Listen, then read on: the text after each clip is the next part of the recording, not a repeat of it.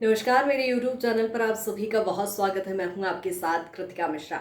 मध्य प्रदेश की सियासत में इस समय नई तस्वीर हम देख पा रहे हैं, जहां अमरवाड़ा उपचुनाव हुए, नतीजे भी आ गए हैं। उसके बाद अब सभी की निगाहें टिकी हुई है मध्य प्रदेश की 3 विधानसभा सीटों पर, जिन पर उपचुनाव होना बाकी है।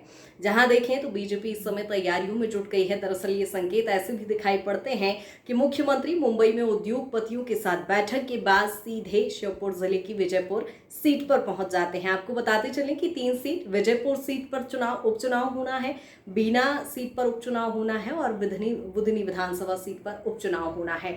ऐसे में अब देखा जा रहा है कि जहां खुद मुख्यमंत्री विजयपुर पहुंचते हैं, तो इससे साफ दिखाई पड़ता है कि बीजेपी इस समय तैयारियों में जुट गई है और कहीं ना कहीं खासतौर पर 2 सीटों पर बीजेपी अब अमरवाड़ा फॉर्मूला अपनाती नजर आ रही है।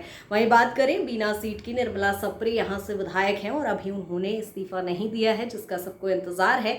लेकिन इससे पहले देखिए, यदि हम विजयपुर सीट की बात कर लेते हैं तो रामनिवास रावत यहां से तय माने जा रहे हैं कि वो दावेदारी उनकी यहां से है, तो जाहिर सी बात है वही यहां से चुनाव लड़ेंगे। लेकिन इसके अलावा बड़ा सवाल यहां पर ये खड़ा होता है कि बुधनी विधानसभा सीट, जो कि पूर्व सीएम शिवराज सिंह चौहान का गढ़ कहा जाता है और यहाँ से हमेशा ही किरार समाज का प्रत्याशी चुनावी मैदान में होता है और वो चुनाव जीतता भी है। तो ऐसे में अब सवाल लाजमी हो जाता है कि ये बात तो तय है कि यहाँ से किरार समाज का ही प्रत्याशी होगा और ये भी तय है कि शिवराज सिंह चौहान का कोई खास व्यक्ति ही होगा। लेकिन यहाँ से दावेदारी उनके बेटे कार्तिकी सिंह चौहान भी पेश कर रहे हैं।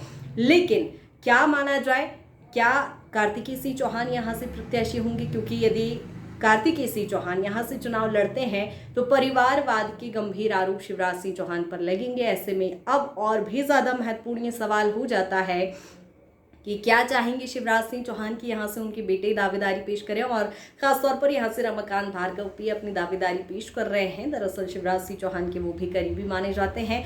तो बुधनी विधानसभा सीट को लेकर खासतौर पर दावेदारों को लेकर अभी सवालिया निशान खड़े हो रहे हैं और ऐसे में अब बड़ा सवाल यही है कि आखिर बुधनी विधानसभा सीट पर प्रत्याशी कौन होगा। और जिस तरह से हम मुख्यमंत्री की सक्रियता देख पा रहे हैं, तो जाहिर है तीनों ही सीटें कहीं ना कहीं बीजेपी के लिए महत्वपूर्ण हैं।